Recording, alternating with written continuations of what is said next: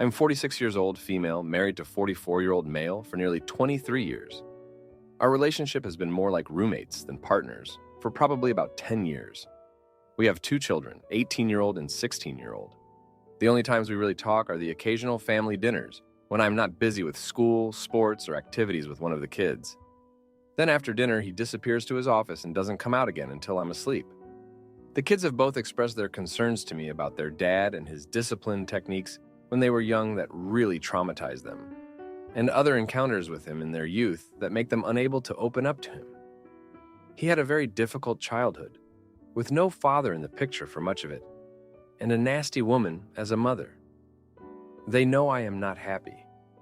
However, I am also conflict avoidant as much as possible, and don't know how to tell him how I'm feeling. I'm tired of feeling like the mother to a 44-year-old I'm supposed to be working beside, not cleaning up after. He has an office as his domain. It is always locked, and the master bedroom, that is his. I have slept on the couch for about the last 13 years, started off due to back issues, then just stayed. Intimacy is non-existent these past few years, and before that, only occasional. I find that I have no desire to be with him romantically. I don't feel like he is emotionally available to me, and hasn't been for a long time. I feel like I have single-parented our kids for most of their lives. Now that they are older, I don't feel like I need him in the home. He has never taken them to a doctor's appointment. I doubt he even knows who or where their doctors are. Work is always the excuse. I work closer, so I take them to their appointments during the day. He will show up to some of their events, as long as there are not large crowds, or he leaves pretty quickly after. But his attendance at sports and music events has faded significantly over the last few years. He barely shows up for them anymore. He does have social anxiety, prosopagnosia, facial blindness, and is very introverted because of this, but refuses to consider medication. I'm fairly certain that he is undiagnosed on the autism spectrum, though he denies it. I have always handled all the finances, investments, bills, credit cards, etc. He has little to do with running the household. Groceries, me, yard work, me, except owing 18 male, year-old kid, going off to college soon, so it will be me. Unless I hire someone. Laundry/trash/general cleaning. Me, unless I get the kids' help, which they do some of it occasionally, etc. He contributes nothing to running the house except dirty dishes, extra laundry, and a nice paycheck. Part of it is my fault, and I admit I have let it go on this long. However, when he cleans, he doesn't look at what is there. He just throws it all away. It's been on the counter. We must not need it if it hasn't moved. It's trash. I am more deliberate with sorting paper/items, and I know I keep way too much. My stuff, hobbies, paperwork, books, etc. make up probably 95% of things in the house. Ours would be the furniture, electronics, kitchen items. For me to move out would be a huge undertaking, purge and relocate. It would be simpler for him to move out, as all that is his are his computer, his desk, some books, and his clothes. It would probably all fit in his car, except the desk. But how can I ask him to leave when I'm the one who is unhappy and wanting to change? We are both on the mortgage, but everything else is in my name except his car. The kids' cars and my van are all in my name. I'm sure he doesn't think anything is wrong, but I don't feel like I can have a civil discussion about anything with him. I always cry, feel belittled, stupid, or just wrong. Early on in our marriage, I was gifted the 5 Love Languages book and asked him to read it with me so we could discuss. He said, "No thanks." I haven't approached him about counseling because I don't know if I want it fixed. My church upbringing and faith make me stay.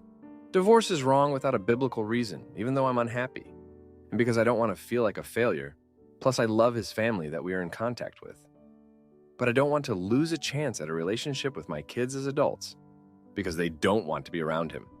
Any advice will be appreciated. Thank you for reading. Now, for a few comments before the update. Comment 1.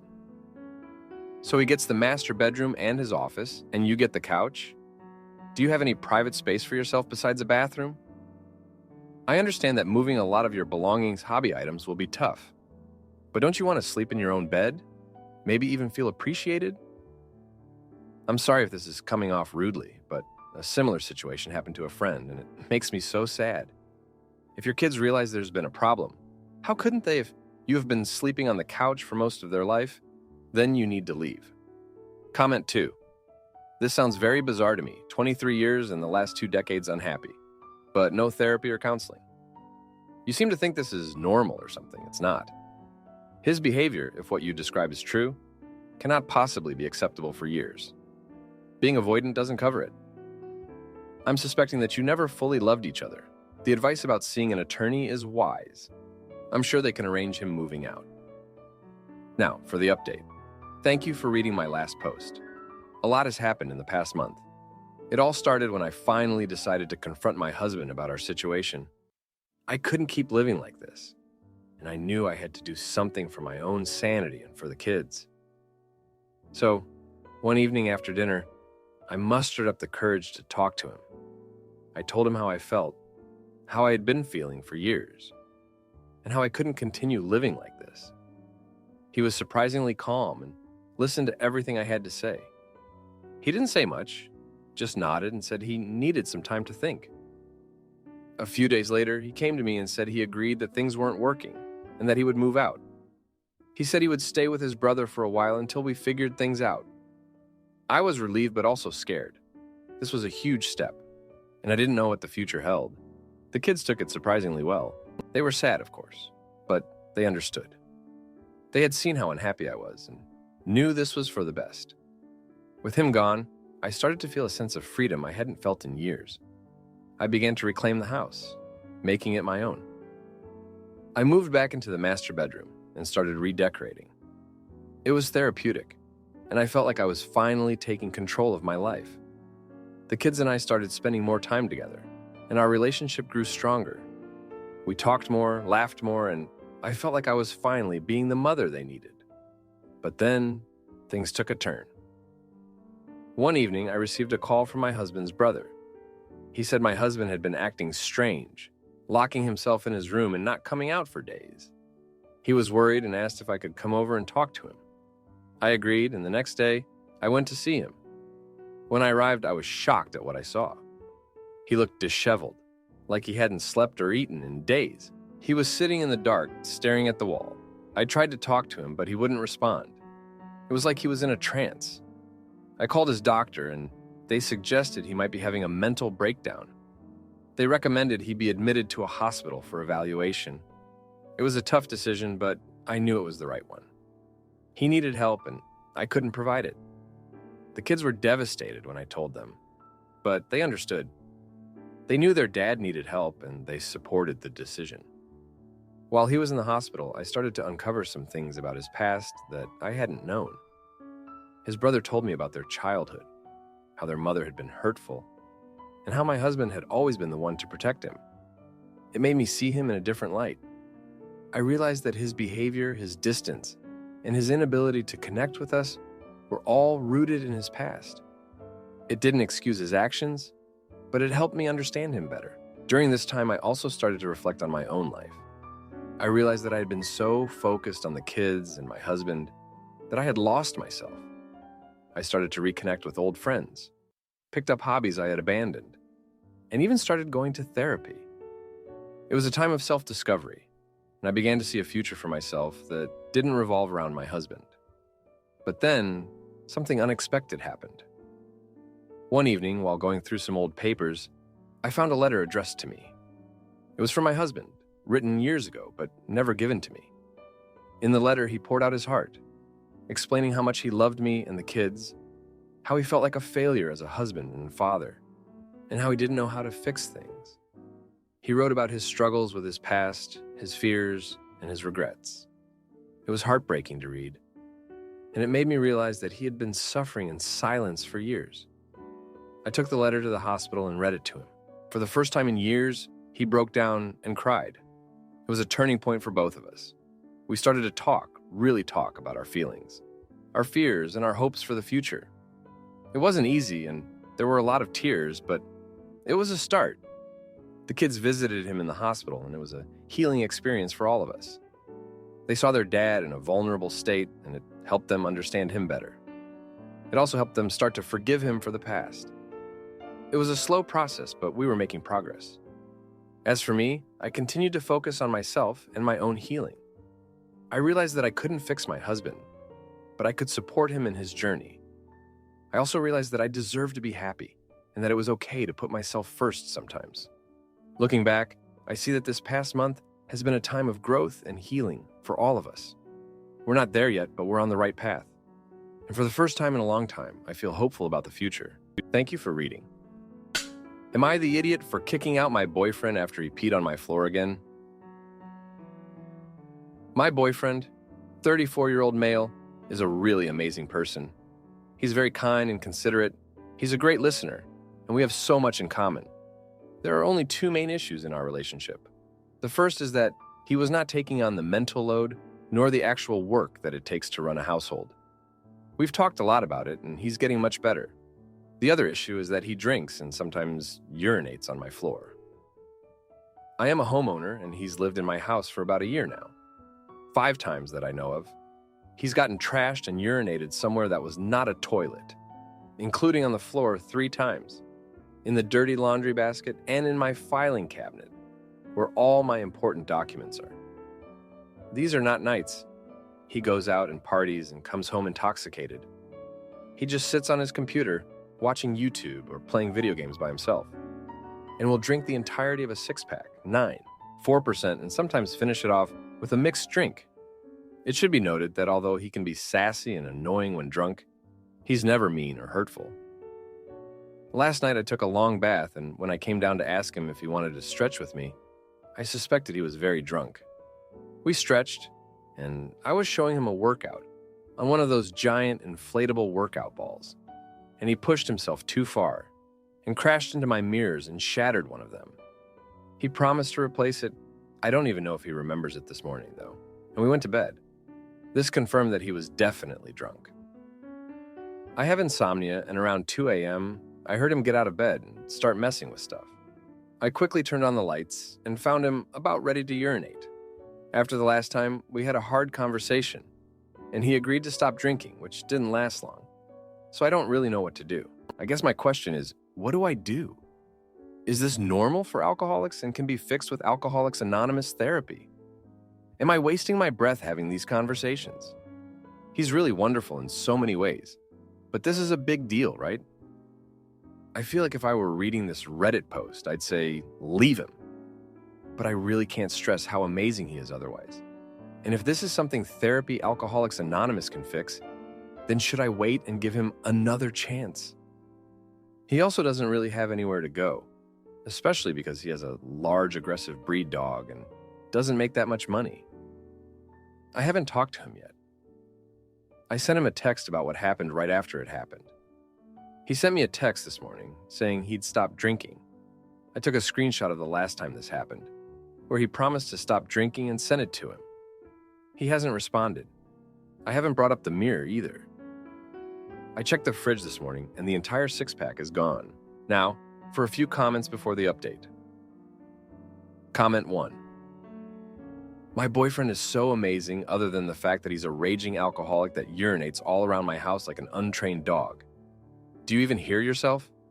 He agreed to stop drinking but didn't do anything. You're asking about AA, Alcoholics Anonymous, and therapy as if he's actually making the effort to go when he hasn't. Him not having money is not your problem. It's not your job to fix him. Comment 2. Sounds amazing. Urinating everywhere and breaking your stuff.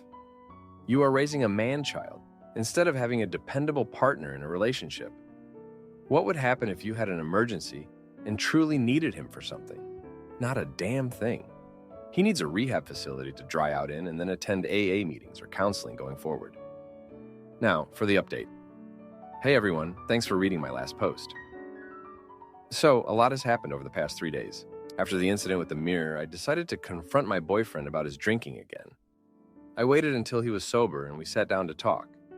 I showed him the screenshot of his previous promise to stop drinking and asked him why he broke it. He looked genuinely remorseful and said he didn't realize how bad it had gotten. He promised once again to stop drinking. I wanted to believe him, but I couldn't shake the feeling that this was just another empty promise. The next day, I came home from work to find him sitting on the couch playing video games. He looked sober, but I noticed an empty beer can on the coffee table. I asked him about it, and he admitted that he had one beer to take the edge off, and I was furious. We had just talked about this, and he couldn't even go one day without drinking. I told him that if he didn't get help, I would have to ask him to leave. He seemed shocked and hurt, but he agreed to look into therapy and Alcoholics Anonymous. That night, I couldn't sleep. I kept thinking about all the times he had promised to stop drinking and how he had broken those promises. I felt like I was stuck in a never-ending cycle. I loved him, but I couldn't keep living like this. I decided to give him one last chance. I told him that if he didn't start therapy and attend AA meetings within the next week, he would have to move out. The following day, he called a therapist and scheduled an appointment. He also found an AA meeting to attend that evening.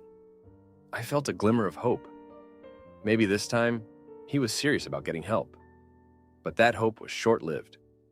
When I got home from work, I found him passed out on the couch with an empty bottle of whiskey next to him. I was devastated. I knew then that he wasn't going to change. I woke him up and told him that he had to leave. He begged me to give him another chance, but I couldn't do it. I told him that I loved him, but I couldn't keep living like this. He packed his things and left, taking his dog with him. I felt a mix of relief and sadness. I knew I had made the right decision, but it still hurt. The next day, I started cleaning up the mess he had left behind. I found more empty beer cans and bottles hidden around the house. It was like a punch to the gut.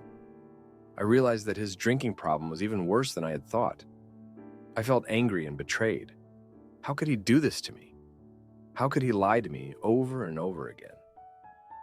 As I was cleaning, I found a letter he had written but never gave to me. In it, he apologized for his drinking and admitted that he didn't know how to stop. He said he was scared of losing me, but didn't know how to change. Reading that letter broke my heart. I knew he was struggling, but I couldn't help him if he didn't want to help himself. Over the next few days, I tried to focus on myself. I went to the gym, spent time with friends, and tried to keep busy, but I couldn't stop thinking about him. I wondered if he was okay, if he had found somewhere to stay, if he was getting the help he needed. I wanted to reach out to him, but I knew I had to give him space. Then, I got a call from his sister. She told me that he had checked into a rehab facility. I felt a wave of relief. Maybe this was the wake-up call he needed. But I also felt a pang of guilt. Had I pushed him too hard? Should I have given him more time? I didn't know what to think.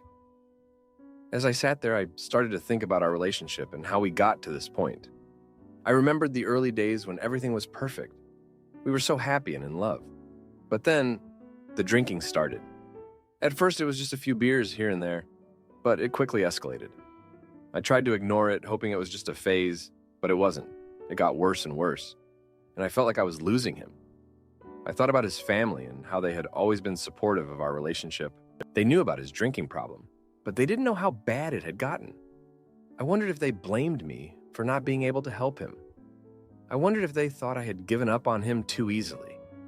I also thought about my own family and how they had always been there for me. They had warned me about his drinking, but I didn't listen. I wanted to believe that he could change. I wanted to believe that our love was strong enough to overcome anything. But I was wrong. As I sat there lost in my thoughts, I realized that I had to let go. I had to accept that I couldn't save him. He had to save himself. I had to focus on my own happiness and well-being. It was a hard pill to swallow, but I knew it was the truth. So, that's where things stand now. He's in rehab and I'm trying to move on with my life. It's not easy, but I know it's the right thing to do. Thank you for reading. Am I the idiot for telling my mother-in-law to stop forcing her religion on my son? I am struggling with what to do here. I met and married my wife, and we have been married almost 3 years. We have a beautiful baby boy who just turned 1 year old, and he is our whole world. When my wife and I met, she said that she was atheist/agnostic, and that her family was culturally Hindu. So they celebrate some of the holidays, etc. But as I got to know her family, I started to realize that her parents are not just culturally Hindu, and that they are part of a very specific sect of Hinduism, commonly known as Hare Krishna. or International Society for Krishna Consciousness. As I did some research, I realized that this group is pretty obviously a cult and is best known for bothering travelers at American airports in the 90s and some intimacy scandals. Not my definition, just Google it, and that's all that comes up. This didn't bother me when my wife and I met, primarily because I didn't know anything about it. She claimed to be agnostic, and we didn't plan on having any children, so the religion of her family did not seem very important, beyond having basic common ethics. Now that we have a child, this has become a bit of an issue. My wife still maintains distance from this sect, but now has decided that she is lightly religiously Hindu. Now, the in-laws are what I'm having a hard time with. My mother-in-law is pushing for my son to be raised in this faith, and I don't want him to be raised in this faith. Here's where things get tricky. My mother-in-law is now saying that all of the religious rites, holidays, and ceremonies are all cultural and not necessarily religious, so my son should participate in them. And surprisingly, my wife agreed. We are negotiating what that means moving forward. But I did have one hard line. I put my foot down and said, I don't want any religious symbols painted on my son. But my mother-in-law is trying to get me to let her paint tilaka and bindi on him, religious symbols worn on the forehead. I keep saying no, but she won't let it go. Now she plays her religious lectures loudly and sermons every time she is with my son, and told me not to get mad that he will learn this. I am at a loss. I'm incredibly conflicted because they are good people otherwise and adore their grandchild. We haven't had any issues besides this. I respect their faith and beliefs, but I don't want those views and that faith forced on my child. Having a child has forced me to confront what I believe and what I do not believe. And I feel like my in-laws' religion is not something I agree with, and I don't want my son forced into it, just because they are more stubborn than I am, and because we are around them a lot. I don't have a lot of families, and the family I do have is not around much. I am happy to discuss my beliefs in the comments, if necessary, to help give advice. I am not sure what to do about all of this. Now for an update. I used a lot of the advice from the earlier comments, and I discussed with my wife and found out that she was not raised in International Society for Krishna Consciousness, and it was only after she and her siblings were adults that her parents got involved with International Society for Krishna Consciousness. They were all raised in a more traditionally Hindu community, apparently. My wife is amenable to setting boundaries on her mother chanting, playing International Society for Krishna Consciousness lectures, and putting religious symbols on the baby. She still feels that exposing our son to different religions is a good thing. And so, it's not 99% International Society for Krishna Consciousness. I will be teaching him about all kinds of beliefs and faiths, and I will be more serious, considering what I believe. It's not perfect, but it feels less like we will all be sucked into a cult. My wife wants me to have a conversation with her parents about this and set clear boundaries with them again, which I will be doing soon. I appreciate all of the sage advice and will be taking a lot of it into consideration moving forward. Thank you all. Now, for a few comments before the update. Comment 1. You need to talk to your wife and you need to be on the same page about this. And then you just have to speak up. It's your job to advocate for your son. So you have to figure out how to deal with the uncomfortable conversations. You need to set clear boundaries and rules and follow through with consequences if they are broken. Comment 2. Shut this down now. No religion unless both parents agree. Your wife is getting sucked back into a cult, and they will all try to get you and your new child into it as well. Shoot is insidious. Put your foot down now and keep your distance from it. Now, for the update. Hey everyone, thanks for reading. So here's what's been happening over the past week. After my wife and I had our conversation about setting boundaries with her parents, I decided to take the plunge and have that talk with my in-laws. I was pretty nervous, but I knew it had to be done. I went over to their house one evening after work, and we sat down in their living room. I started by expressing my respect for their beliefs and how much I appreciate their love for our son. Then, I laid out the boundaries my wife and I had agreed on. No religious symbols on our son, no loud chanting or lectures when he's around, and a more balanced exposure to different religions. My mother-in-law was visibly upset. She argued that these practices were part of their culture and that it was important for our son to understand his heritage. My father-in-law was quieter, but nodded in agreement with her. I tried to stay calm and reiterated that while I respect their culture, I don't want our son to be forced into any religious practices. The conversation was tense, but we managed to reach a sort of uneasy truce. They agreed to respect our wishes, but I could tell they weren't happy about it. A few days later, my wife and I took our son to a nearby park. It was a beautiful day, and we wanted to spend some quality time together as a family. While we were there, we ran into an old friend of my wife's from college. They hadn't seen each other in years, and it was a pleasant surprise. We chatted for a while, and it turned out that her friend was now a practicing Hindu, but not affiliated with the International Society for Krishna Consciousness. This led to an interesting conversation about different ways to practice Hinduism and how it can be a cultural and spiritual experience without being dogmatic. This encounter got me thinking about my own beliefs and how I want to raise our son. I realized that I don't want to completely shut out my in-laws' culture, but I also don't want it to dominate our son's upbringing. I talked to my wife about this, and she agreed. We decided to look into different ways to incorporate cultural aspects of Hinduism into our son's life without making it religious.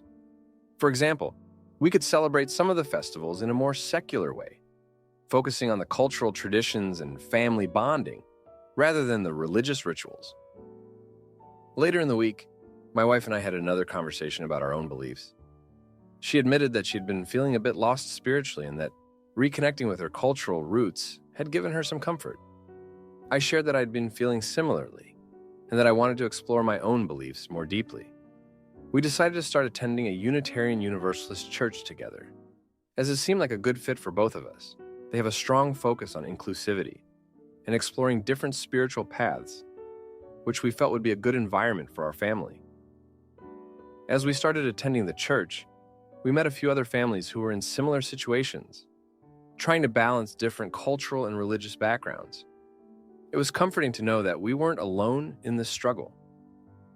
We also found that the church had a great children's program that focused on teaching kids about different religions and cultures in an open and accepting way. This felt like a good compromise for us, as it would expose our son to various beliefs without pushing any one religion on him.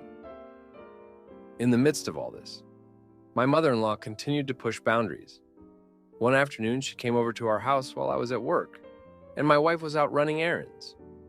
When my wife returned, she found our son with a small tilaka on his forehead. My wife was furious and confronted her mother.